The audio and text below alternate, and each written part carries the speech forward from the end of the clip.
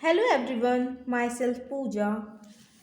आज हम लोग शेयरिंग ऑफ इलेक्ट्रॉन के बारे में समझेंगे। कुछ एग्जाम्पल लेते हैं, जैसे H2 मॉलिक्यूल। H2 मॉलिक्यूल में हाइड्रोजन एटम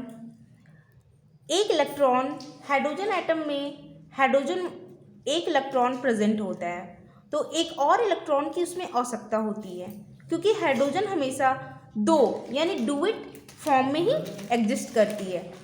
तो हाइड्रोजन एक और इलेक्ट्रॉन लेगी अदर हाइड्रोजन से, तो दो इलेक्ट्रॉन बन के एक कंपाउंड H2 मॉलिक्यूल बना लेगी। तो इसमें दो इलेक्ट्रॉन मिलके हाइड्रोजन हाइड्रोजन सिंगल बॉन्ड का फॉर्मेशन करेंगे।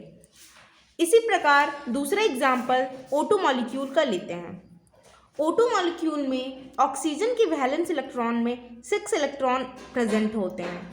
तो हम ऑक्सीजन में 6 इलेक्ट्रॉन प्रेजेंट होते हैं, तो इसे 2 इलेक्ट्रॉन की आवश्यकता होती है ऑक्टेट को पूरा करने के लिए।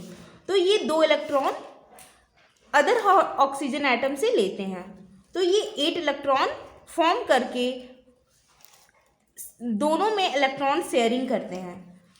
एक ऑक्सीजन 8 इलेक्ट्रॉन फॉर्म करते हैं, अदर भी शेयर करके 8 इलेक्ट्रॉन शेयर बनाते हैं।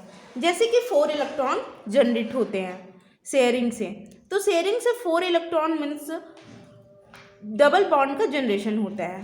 अब हम दूसरे एग्जाम्पल जैसे नाइट्रोजन मॉलिक्यूल के बारे में डिस्कस करेंगे। तो नाइट्रोजन के वैलेंस इलेक्ट्रॉन में 5 इलेक्ट्रॉन प्रेजेंट होते हैं। तो